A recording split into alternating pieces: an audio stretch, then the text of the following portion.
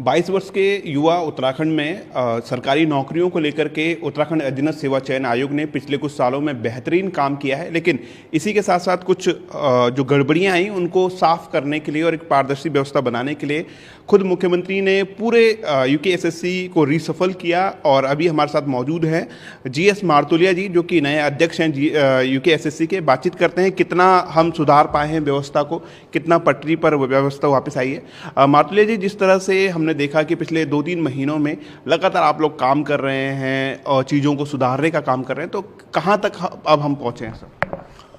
नहीं, बेहतर बनाने की कोशिश हमेशा रहनी चाहिए और बेहतर बनना भी चाहिए, क्योंकि अगर कोई एग्ज़ाम होती है और एग्ज़ाम में नकल हो जाए या कोई दिक्कत हो तो बच्चों के साथ एक बहुत बड़ा हार्डशिप है, बहुत बड़ा कष्टप्रद उनके लिए होता है। और इसलिए हमें कोशिश ये करनी चाहिए कि ऐसा एग्ज़ाम हो जिसमें कहीं कोई दिक्कत ना हो, उसकी शुचिता बनी रहे, उसकी प्योरिटी बनी रहे, ये हमको कोशिश करनी चाहिए। मैं जब यहाँ आया था तो उसमें करीब हमारी 8 परीक्षाएं ऐसी थी जो हमारे को हमको तय करना था कि इसमें हमें क्या करना चाहिए, या कैंसिल करना चाहिए या इसका रिजल्ट निकालना चाहिए। और 3 भर्तियाँ ऐसी थी जिसमें एसटीएफ जांच आज भी कर रही है। उस पर निर्णय लेना एक बहुत बड़ा काम था हमारा। हम लोगों ने फिर उसमें एक टीम भी, विशेषज्ञों की टीम भी बनाई थी और उसमें काफ़ी डिटेल में हम लोगों ने लीगली उसको स्टडी किया, उसके नियम कानून पढ़े, उसको सुधारने की कोशिश की। और इस तय फिर हम लोगों ने 3 एग्ज़ाम री एग्ज़ाम करने का हम लोगों ने तब एक ऑर्डर किया था, जिसके एग्ज़ाम हम मार्च से शुरू करेंगे।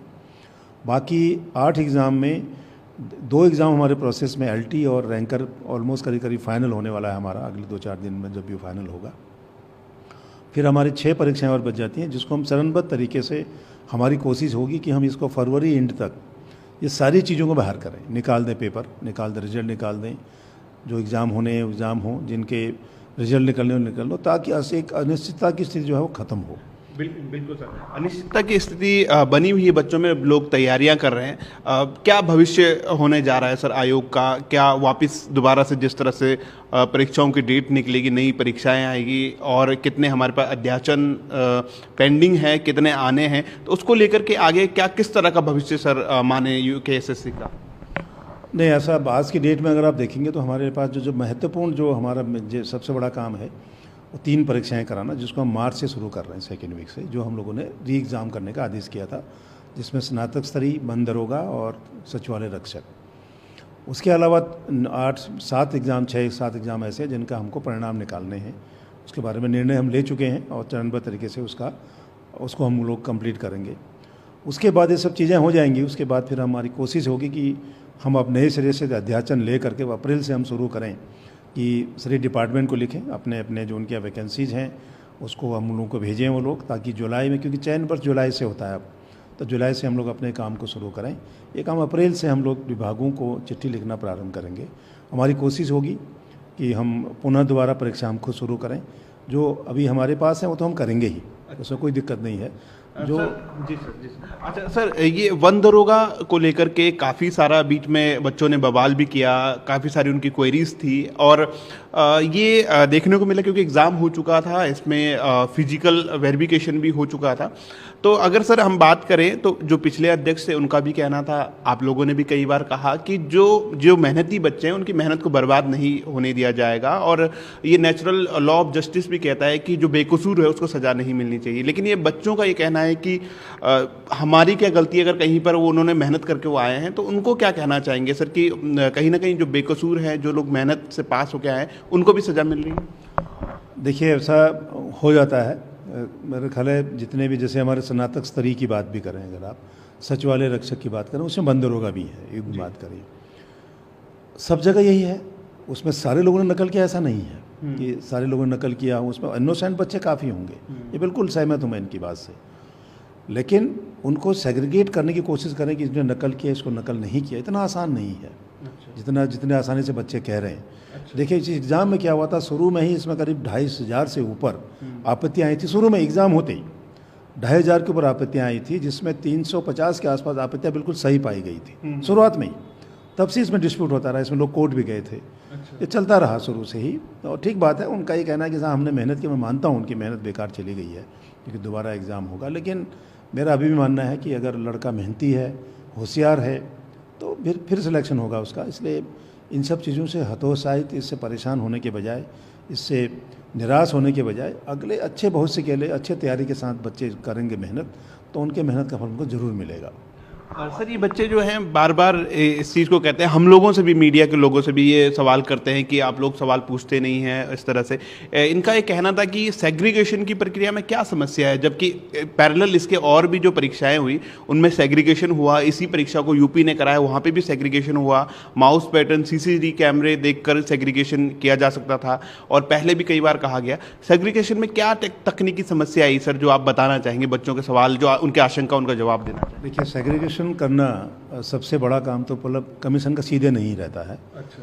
क्योंकि जब तफ्तीश हो रही किसी चीज़ की, तो तफ्तीश में तय भी हो जाएगा किसने किया किसने नहीं किया। नकल इतना बहुत आसान नहीं है। हमने एसटीएफ से भी बात किया था, और देखिए कुछ तो बिल्कुल प्रूवन है कि इन लोगों ने किया, कुछ सस्पिशियस हैं, संदिग्ध बच्चे भी हैं उसमें, जिनका एड्रेस नहीं पता मुझे। तो उन लोगों के बारे में कौन सेग्रीगेशन करेगा, उनको सेग्रीगेट कौन करेगा? तो अगर 1% भी अगर किसी एग्ज़ाम की पवित्रता भंग हो गई, उसकी शुचिता खराब हो गई, तो मेरे हिसाब से, और हमें नहीं, फिर उसके हिसाब से हमें इवन कानूनी जो पुराने जजमेंट को आप देखेंगे, अगर कहीं पर थोड़ी भी गुंजाइश में अगर किसी एग्ज़ाम के ऊपर क्वेश्चन हो गया, और तो उसमें हमें उसका बेस्ट ऑप्शन ये है कि उसका हम री एग्ज़ाम कराएं। और मेहनती बच्चों के लिए कहीं भी दिक्कत नहीं है। देखिए, सबसे बड़ी चीज़ है कॉन्फिडेंस, विश्वास किसी संस्था के ऊपर क्या होगा। अगर आपने एक बच्चा भी अगर गलत भर्ती हो गया, तो वो पूरे 60 साल तक आपको तंग करेगा, जिसको गवर्नमेंट की पॉलिसीज़ को डिलीवरी करनी है, गवर्नमेंट की पॉलिसीज़ को इम्प्लीमेंट कराना है।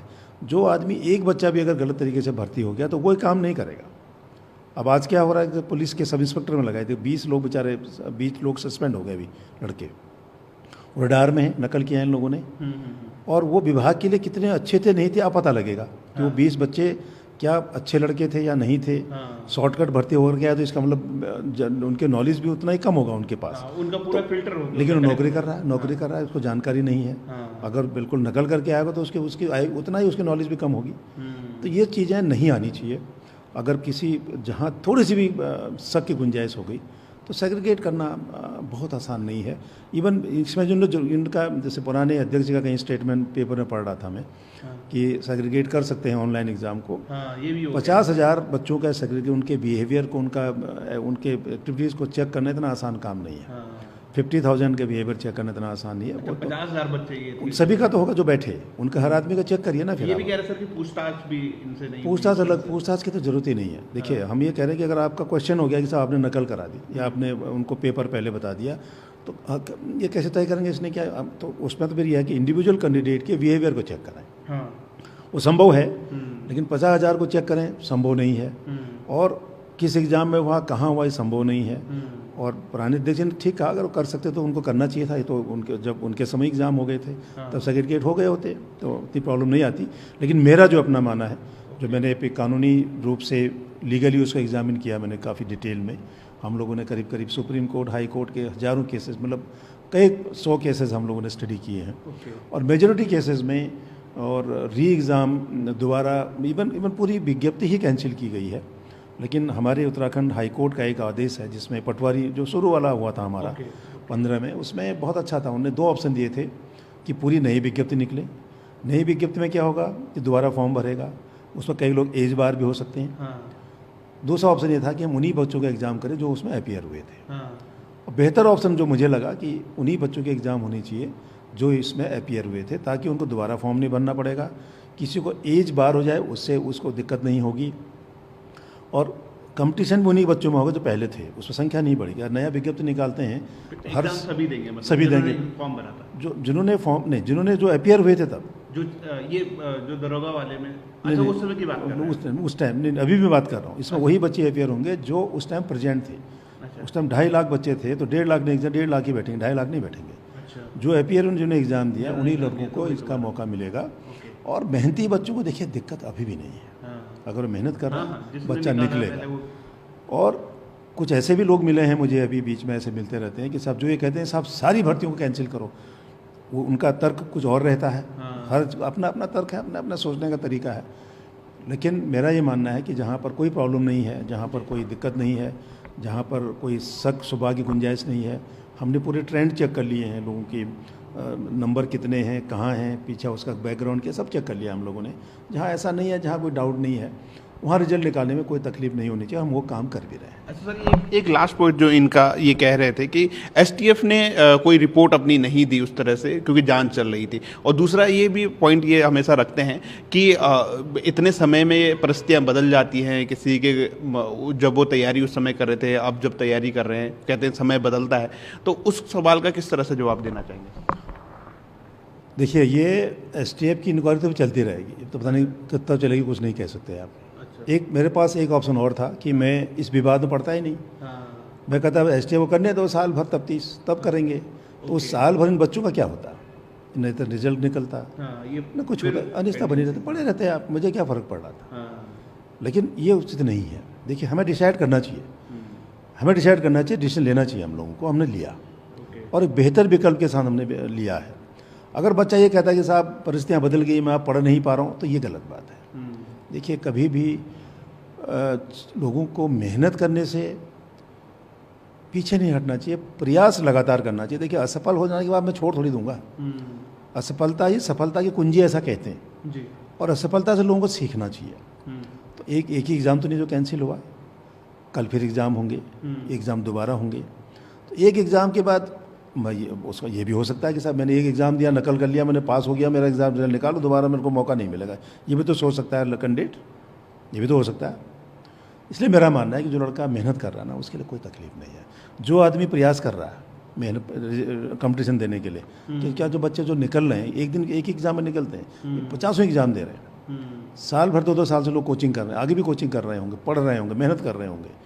तो प्रयास करिए। एक एग्ज़ाम के बाद नहीं हुआ तो इसलिए हमारा परिस्थितियाँ बदल गई, मैं अब पढ़ नहीं पा रहा हूँ, ये नहीं हो सकता। देखिए, वैकेंसी तो 100-150 ही है ना।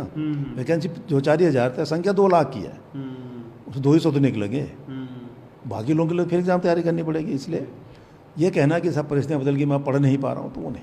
अच्छा सर, आप फिर जो आपने एक्सटेंड की है परीक्षाएं, जो आप दोबारा करवा रहे हैं, इनको आप जल्द ही करवाएंगे ताकि इन बच्चों को जल्द मौका मिले? नहीं, हमारे पास सब कुछ है। उनको कुछ नहीं करना है। एडमिट कार्ड भी हमारे पास हम लोग बना रहे हैं। हम लोग मार्च 2nd वीक से शुरू कर देंगे। अच्छा, ये कितनी परीक्षाएं सर? 3 परीक्षाएँ हुई। एक स्नातक स्तरीय परीक्षा है, एक सचिवालय रक्षक का है और एक बंदर होगा। तीन एग्ज़ाम है। और इसमें कुछ क्वेरी आई थी कि इसमें कोई सिलेबस चेंज नहीं होगा, जो सिलेबस था वो पहले ही वही रहेगा। अच्छा। और कोई चीज़ इसमें परिवर्तन नहीं। जैसे एग्ज़ाम आपने दिया, हाँ इतना ही है कि बंद दरोगा का हम ऑनलाइन एग्ज़ाम था वो हम नहीं करेंगे, ऑफलाइन करेंगे। उसको भी ऑफलाइन एग्ज़ाम होंगे सारे। अच्छा। ये हम लोग करेंगे, सिलेबस वही रहेगा। और उसमें बंद दरोगा का सबसे पहले उनका केवल एक ऑब्जेक्शन था। उन्हें एक ही रिक्वेस्ट, एक जो चीज़ें आई थी सब शुरू में, ये बाद में बढ़ता रहा इनकी डिमांड। उन्हें ये कहा साहब हमारा जो फिजिकल हो गया, जो लड़के पास हो गए थे, कि दोबारा फिजिकल तो नहीं होगा। तो हमने ये तय कर रखा है कि जो लड़के पास हो गए थे, जिनका फिजिकल नहीं हुआ था, उनका फिजिकल नहीं कराएंगे। इस एग्ज़ाम के बाद हो सकता है कुछ बच्चे नए पास हो, तो उनका फिजिकल होगा। जो एक बार फिजिकल क्लियर किया, दोबारा फिजिकल उनका नहीं करेंगे। ये हम लोगों ने डिसाइड कर लिया था तभी। वही डिमांड थी इनकी शुरू में, फिर बाद में धीरे धीरे बढ़ता रहा। आजकल मुझे लगता है लोग पढ़ रहे होंगे, पढ़ना चाहिए। अच्छा सर, ये आखिरी सवाल आपसे ये है कि जिस तरह से हमने पटवारी परीक्षा यहाँ से यूकेपीएससी को दी है, उसमें भी हमने देखा कि कुछ चीज़ें सामने आई। अब सर, ये जो हमारी तमाम संस्थाएं हैं, कहीं ना कहीं पहले ये था कि यूकेएसएससी और फिर यूकेपीएससी में भी इस तरह की चीज़ें आई। आप क्या देखते हैं सर, एज अ एडमिनिस्ट्रेटिव आप देख रहे हैं आयोग को, किस तरह से ये जो नासूर बन चुका है हमारे समाज में, या फिर हमारे इस तरह की चीज़ें, कैसे सर ये चीज़ें सही हो पाएंगी? क्या इनका स्थायी समाधान किस तरह का है? देखिए, स्थायी समाधान तो वही है कि हम कितनी गोपनीयता से एग्ज़ाम कराएं, और हमारे अंदर जो हमारे पास जो काम कर रहे हैं, हमारे सिस्टम में जो हैं, वो चाहे हमारे कमीशन के लोग हों या हमारे प्रेस के लोग हों, या जो हम कोई आउटसोर्स एजेंसी जो एग्ज़ाम हमारी मदद करती हैं, वो कितनी ईमानदारी से वो काम करें, कितनी गोपनीयता से वो काम करें, बड़ी चीज़ है। और कमीशन के आदमी की सबसे बड़ी जिम्मेदारी ये है कि वो जो परीक्षा से जुड़े लोग हैं, वो कितने पारदर्शिता से, कितनी ईमानदारी की से काम, सत्यता ही सबसे बड़ी चीज़ है कि वो ईमानदारी से काम करें। और कोशिश वही होनी चाहिए हमारी, ईमानदारी से काम करें। और इसके लिए कोई सिस्टम में बहुत बड़ा चेंज करने की बात नहीं समझते हैं, लेकिन जो वहाँ काम कर रहा है उसको हम कितना मोटिवेट कर सकते हैं, वो कितना रिलायबल हमारे लिए हो सकता है, वो बहुत महत्वपूर्ण है। आदमी की पहचान करनी है, मशीन की नहीं। आदमी जो काम कर रहा है उसकी वो किस मनोदशा में काम कर रहा है, उसका क्या बिहेवियर है या वो क्या कर रहा है, उसकी चीज़ों को वॉच करते रहेंगे तो काम ठीक होंगे। और मैं ये मानता हूँ कि हर आदमी ईमानदारी से काम कर सकता है। उसके को खुद को तय करना होगा जो सिस्टम में लगे हैं कि मैं बेईमानी नहीं करूँगा, और उसके लिए आदमी ही तय करेगा।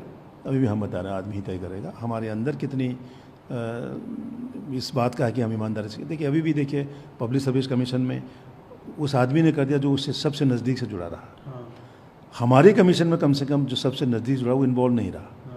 प्रेस ने किया बदमाशी, सिस्टम ने बदमाशी की, और लेकिन यहाँ के परीक्षा वाले डायरेक्टली अभी तक किसी इन्वेस्टिगेशन में मिले नहीं कि हमारे परीक्षा नियंत्रक ने कर दिया, हमारे बाबू ने, ऐसा नहीं था। तो इसलिए हमारी लोगों की इंटीग्रिटी उसी हिसाब से अच्छे कोटि की हो, उसका हमको प्रयास करना चाहिए। और बेहतर एग्ज़ाम करने के लिए कोई सिस्टम का ऐसा फुल प्रूफ सिस्टम या कोई फार्मूला नहीं है। सिस्टम वही है कि आदमी व्यक्ति पर आधारित रहना पड़ेगा, व्यक्ति को पहचानना पड़ेगा, तभी एग्ज़ाम हो पाएंगे। और सिस्टम में जो बाकी जो सपोर्टिंग सिस्टम में जो इन्वॉल्व है उनको देखना पड़ेगा। और उसके लिए देखिए अभी जैसे बाद में कि अभी आज पेपर में था कि इंटेलिजेंस की विंग भी लगेगी, ये सब चीज़ें पब्लिक सर्विस कमीशन में चली आ रही हैं। ठीक बात है, हमें जो इस महत्वपूर्ण कार्य में रहते हैं एक दूसरे की भी अभी सूचना और निगरानी करनी चाहिए। मेरी निगरानी सचिव करे, सचिव की मैं करूं, मेरी परीक्षा नियंत्रण करें, एक दूसरे की निगरानी तो कर सकते हैं। बिल्कुल, जैसे हमारे बाहर गार्ड लगी रहती है तो मैं राय वालों को कहा, रायपुर को, कि भाई इनको चेक करो, तो उनका भी चेकिंग हो जाता है, वो कांस्टेबल की चेकिंग हो तो वो भी गश्त कर रहा है, दोनों एक दूसरे की क्रॉस चेकिंग भी हो जाती है। तो हमें फाइनली काम तो आदमी से लेना, और आदमी को छांटना, आदमी को पहचानना एक बहुत बड़ी कला भी है और बहुत बड़ी जिम्मेदारी भी है। और सिस्टम ठीक बात है, बाकी नियम कानून है, हम लोग जो हमारे नियम कानून है उसमें थोड़ा बहुत अदला बदली भी किया हम लोगों ने, और कुछ अलग स्टेट में जा कर के हम लोगों ने कुछ स्टडी भी की है। जो उनकी अच्छी चीज़ें हैं उनको हम अपने यहाँ पे अडॉप्ट करेंगे और एक बेहतर कोर्स प्रयास करेंगे, और बहुत कोशिश जल्दी करेंगे कि जो एग्ज़ाम इस कमीशन का मैंडेट है वो ये कमीशन दोबारा इसको शुरू करे। तो ये थे जीएस मार्तोलिया जी, जो कि उत्तराखंड अधीनस्थ सेवा चयन आयोग के नए अध्यक्ष हैं। और इनका कहना है कि उत्तराखंड अधीनस्थ सेवा चयन आयोग को सशक्त बनाने के लिए, पारदर्शी बनाने के लिए लगातार रिफॉर्म किए जा रहे हैं, कुछ अन्य स्टडी भी की जा रही है, और इसके बाद जो है एक बार फिर से यूकेएसएससी अपने पटरी पर वापस लौटेगा और एक बार फिर से यहाँ पर जो है एग्ज़ाम होंगे, और जिस तरह से जो एग्ज़ाम अभी निरस्त किए गए उनको भी दोबारा से करवाया जाएगा। अपने सहयोगी परवीन सोनकर के साथ मैं धीरज सजवान, ईटीवी भारत, देहरादून।